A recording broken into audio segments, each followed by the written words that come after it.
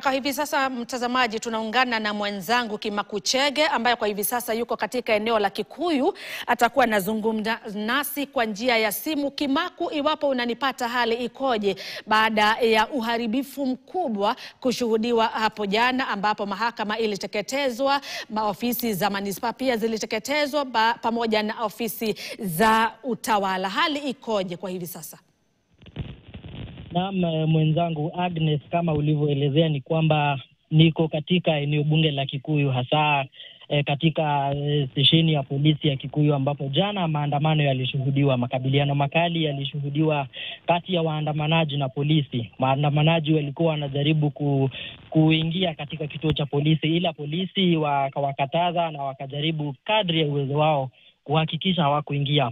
Lakini hata hivyo bado waandamanaji waliweza kuingia katika ofisi za naibu komishna wa hapa eneo bunge la Kikuyu na wakateketeza ofisi hizo. Vile vile waliweza kuingia katika ofisi za kaunti ya Kiambu na wakaweza pia kuziteketeza. Pia waliweza kuteketeza mahakama ya eneo bunge la Kikuyu, ambapo msimamizi wa mahakama ametueleza kwamba huduma zote sasa za serikali zimesitishwa kwa muda usiojulikana kutokana na maafa na uharibifu wa mali uliofanyika hapo jana.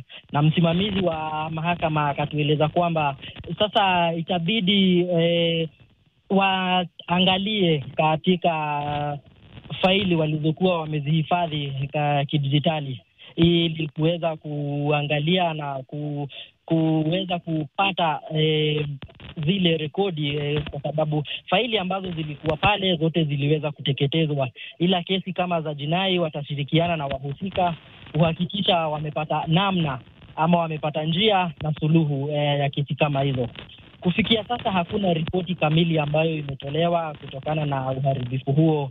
Wanabiashara pia walikadiria hasara. Upande wa Dagoretti waliweza kuchoma kituo cha polisi, wakachoma pia magari 7, wakachoma kituo kingine cha polisi cha Mayaihe, eneo bunge la Kikuyu vile vile. Na kufikia sasa kama vile nimekueleza ni kwamba hakuna ripoti kamili, ila katika eneo hili waziri wa usalama wa ndani Kipchumba Murkomen anatarajiwa atakuja kutoa ripoti na taarifa kutokana na pengine hata taarifa ambazo zinasingiziwa. Vile vile jaji mkuu Martha Koome pia anatarajiwa katika eneo hili. Ataweza kuzungumzia mambo ya mahakama ilivyoteketezwa hapo jana, kuona si jambo la kawaida. Kwa hivyo kwa sasa shughuli zote zimesitishwa, hasa kutoka kwa ofisi za kiserikali. Iwapo kuna faili zilizokuwa katika ofisi za kaunti, sasa hatujui kutaendeleaje. Lakini kwa sasa hali tunaendelea kupata tu kadri tu ya kutakavyoendelea kutendeka. Tutaendelea kujuza. Kwa studioni iwapo hauna la ziada.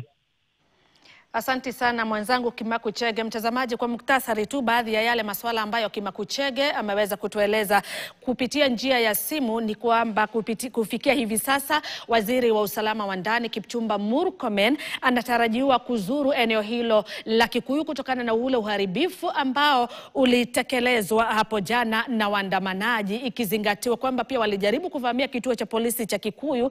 Na pia jaji mkuu Martha Koome anatarajiwa kuzuru pia eneo hilo la Kikuyu wakati wowote kuanzia hivi sasa, baada ya mahakama ya Kikuyu pia kuteketezwa. Na kwa hivi sasa kulingana na jinsi Kimaku ameshuhudia ni kwamba kwa hivi sasa